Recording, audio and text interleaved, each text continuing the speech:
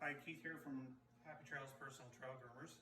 Today we're going to show you what you need to do if you order the Track Setter Maintainer cutter for your Track Setter. There's a couple things that you need to do in order for the cutter to work well. First of all, these brackets.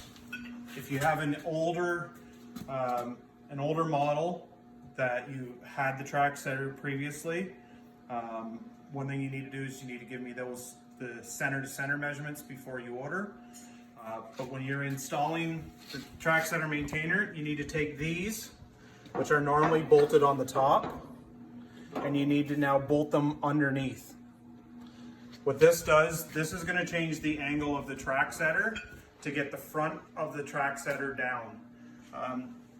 When we build them without the Track Setter Maintainer, we put a 1 degree slope in it so that the back of the pan puts your tracks in the snow. But with the cutter, when you're trying to do harder snow, you need the front down and you need to eliminate that angle.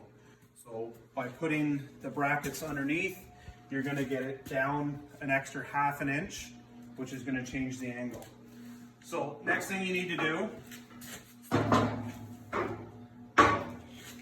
you're going to take your Track Setter Maintainer and you're going to hook it on the front like so. It's going to sit flat right here. So make sure that it's tight against it. You're not going to drill it or anything yet. You're going to flip it back over and lay it flat. So when you first start this, the groomer itself needs to be propped up. The whole groomer needs to be propped up 1.5 inches in order for you to get the proper setting. So you're going to come around here. Let me see my marker.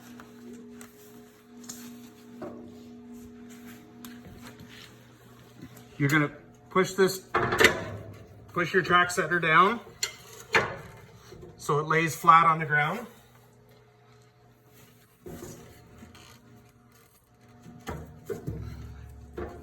And then you're going to put a mark on the top of the bracket.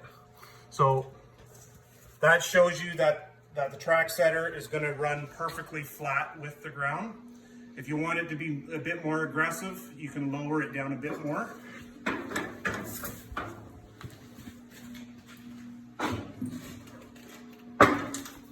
So then what you're going to do, you're going to line up your Track Setter Maintainer. You're going to find your marks, which are right here.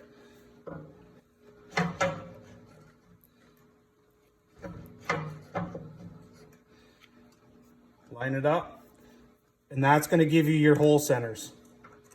So by doing this, this is going to be tilted up a bit compared to the pan, and it's going to bite into the snow.